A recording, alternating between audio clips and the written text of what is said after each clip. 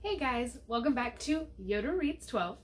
I promised you guys that I was going to do a video going over my yearly reading challenge for the year, so that's what this video is about.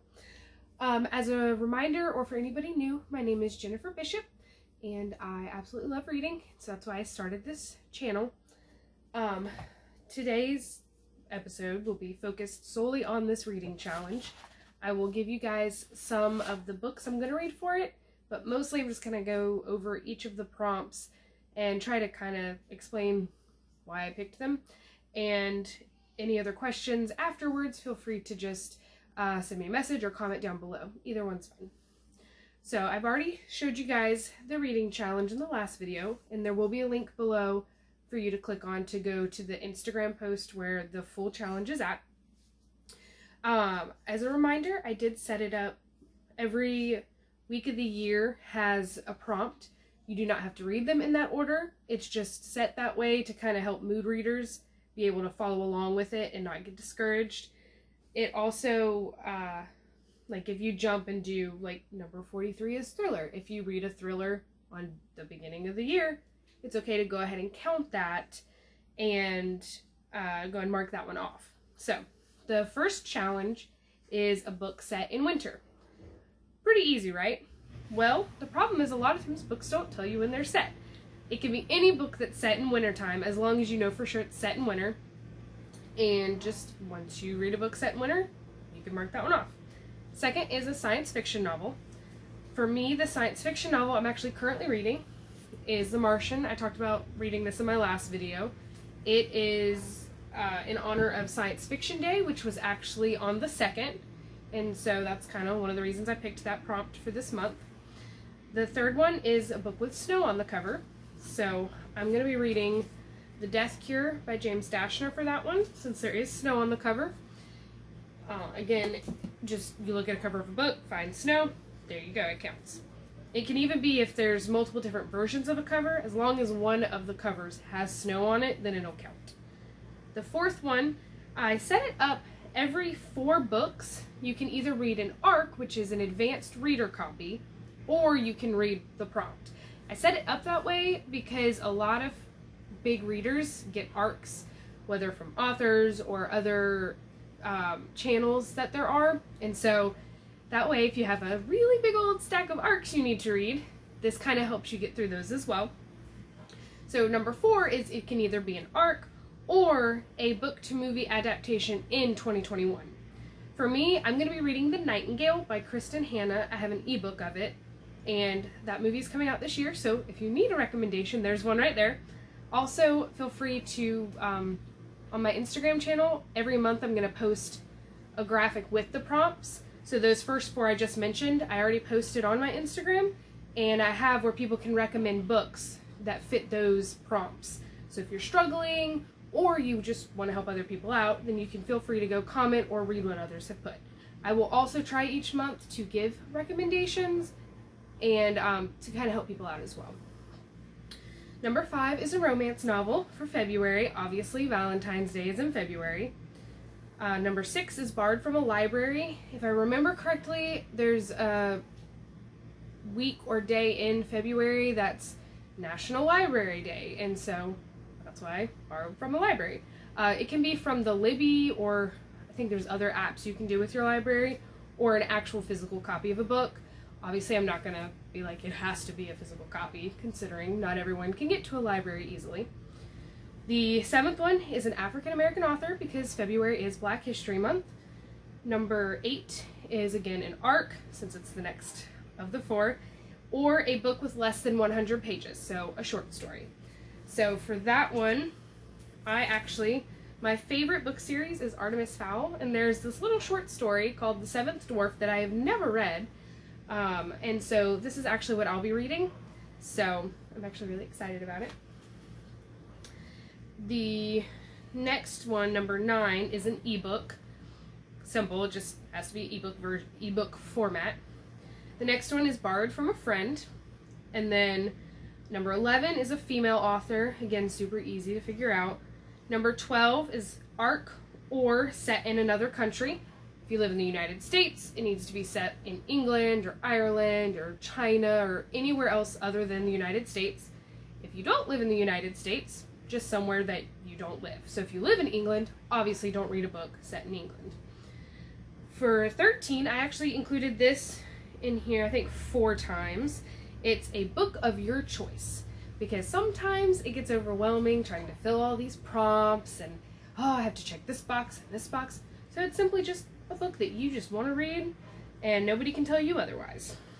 The next one is a Christian novel, and it's just a book written by a Christian author. It can be a romance, thriller, fantasy, science fiction, whichever one. For number 15, Set in Spring. Again, simple enough, although books don't always tell you what season they're set in, so that's where the recommendations are definitely definitely really nice. For number 16, it's an arc or middle grade genre.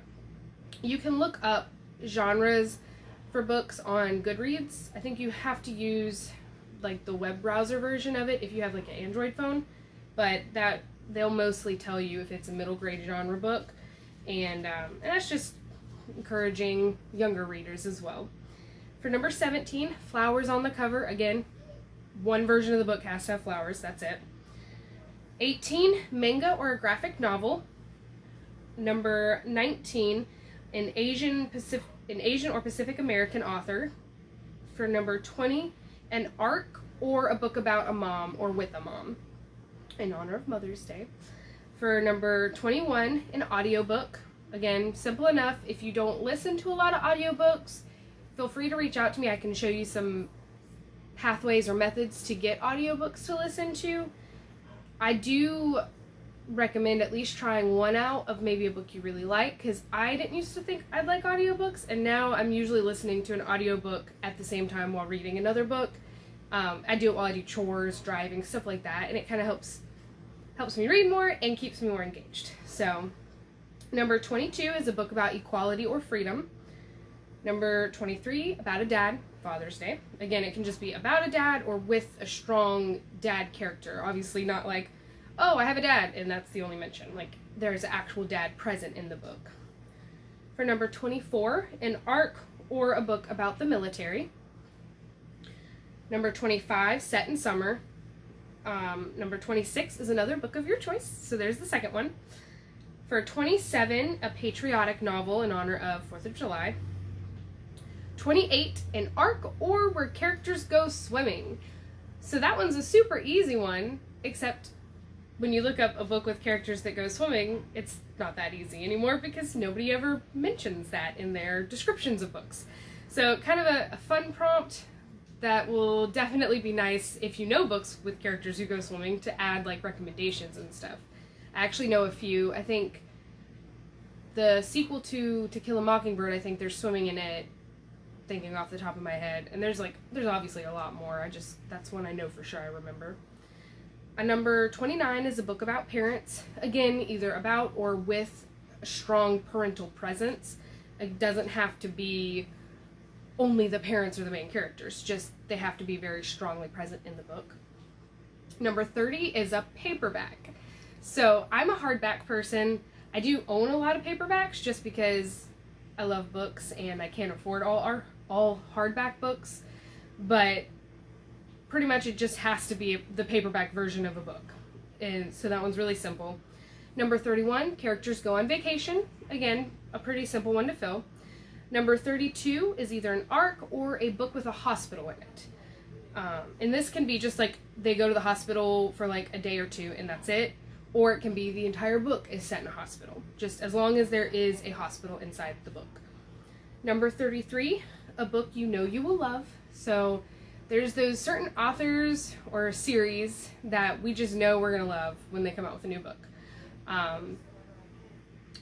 One of my favorite my very favorite author is Owen Colfer.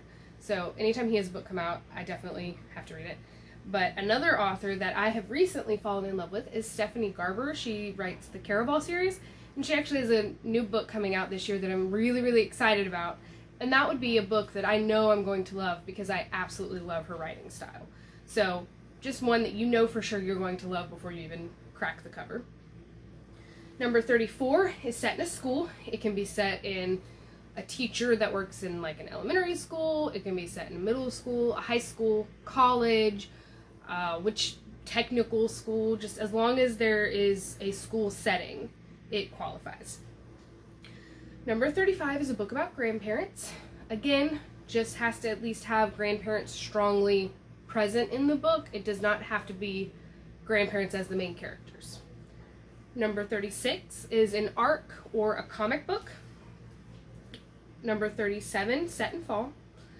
Number 38 is a Native American author. Number 39, again, book of your choice. Number 40 is an arc or a horror novel. Number 41 is a Latinx author. Number 42, a young adult novel. For those of you who are not as big into young adult, this is one of those chances to branch out and kind of try a genre that you're not sure you're going to like.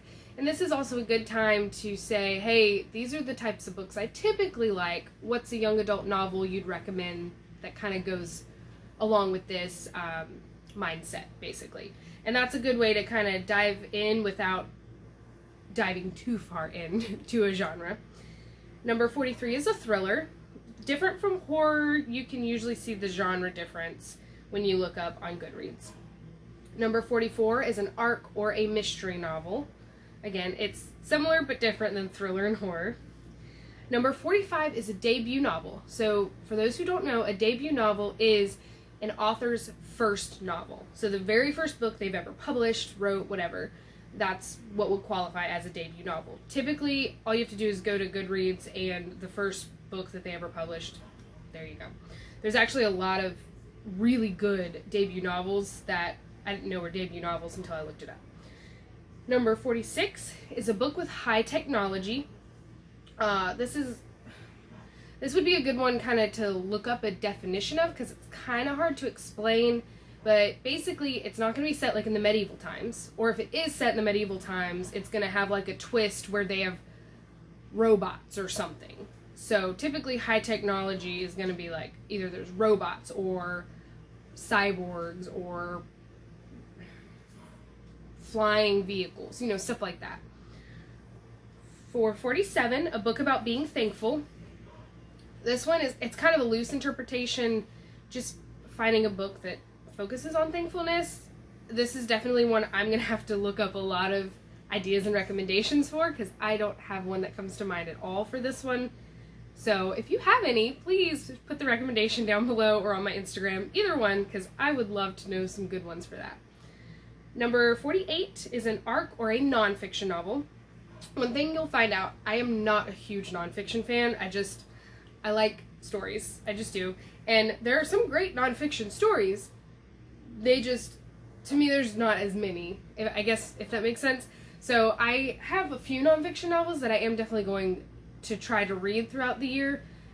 This prompt specifically will kind of force me to read one as well, even though that's not necessarily one of my comfort zone genres. 49, a book you've never read. So I'm one of those people, I always encourage people to try to do new books for all the prompts, but you don't have to. If you want to reread a book you've already read, that is totally fine, because I know a lot of people love to reread books. But this prompt is specifically a book that you've never read before, to encourage you to give a new book a shot, basically. Number 50 is a fairy tale retelling. So typically this is another one of those, you can just look up the genre on Goodreads. There are some fairy tale retellings that are like Cinderella retellings, and then there's some that just have that fairy tale feeling to them, but I don't actually know that they're based on a specific fairy tale. So I would just recommend looking on Goodreads for suggestions on this one. Number 51 is a Christmas novel, because of Christmas, obviously. And number 52, for Christmas novel, they have to have Christmas in the novel. Again, I'm not going to be like, it must be considered a Christmas book. Like, as long as there's Christmas in it, we'll count it as a Christmas novel. That's fine. Number 52 is an arc or a book received as a gift, because it's the last book of the year. You're either have that last arc you still need to finish, or you just got all these books gifted to you and you really want to read them because they're brand new and they're pretty and shiny. So this is a chance to read one of those. So those are all of the prompts. As I said, each month I will post a graphic on Instagram where you can put recommendations and stuff for those 4 specific prompts to help other people find books. Goodreads doesn't have an all-inclusive list, and I always like hearing from other readers anyway, so it's kind of a fun way to share our books with each other. Also, it'll be where you can go to get recommendations, like, oh, book set in summer, I don't know one, and so you jump over to Instagram, you look at it, and you're like, oh, that book, I didn't know that book was set in summer. So that's one of those things about that. Also, don't forget to put the hashtag. It is Yoda's Reading Challenge 2021. That's how I will be able to keep track of everyone who's posting. I will be doing at the end of the year, I'm going to do a giveaway. Depending on how many people participate, it may just be a simple, like a book giveaway, or I may do a book themed box, like where there's a book and then little trinkets to go along with the book. Just depends on how many people participate. If I only get 1 or 2 people participating, then it'll probably just be a book. But if I can get a few more people really intrigued and wanting to join in, it'll be more people to draw from. Therefore, I'm a little more willing to go out of my way to make this really cool prize pack. I may also do random giveaways throughout the year. I'm not going to promise it because I just don't know what life's going to bring. And again, if only 2 people are participating, it's not as much encouragement. Like, I want to encourage people to participate by giving away free stuff. So if more people participate, you're more likely to get something, a giveaway out of it. So those types of giveaways will just probably be like a bookmark or a bookish item. I may do a random book giveaway. I'm not sure. Like I said, just depends. So if you have any more questions, please feel free to comment below. Also, don't forget to subscribe for future videos. I'll continue each month. I'll go over the books I actually read, and we'll continue working through all this throughout the year. I hope you guys enjoyed yourselves. Again, please leave any feedback or if you have any requests or anything down below, and I will see you guys next time. Thanks. Bye.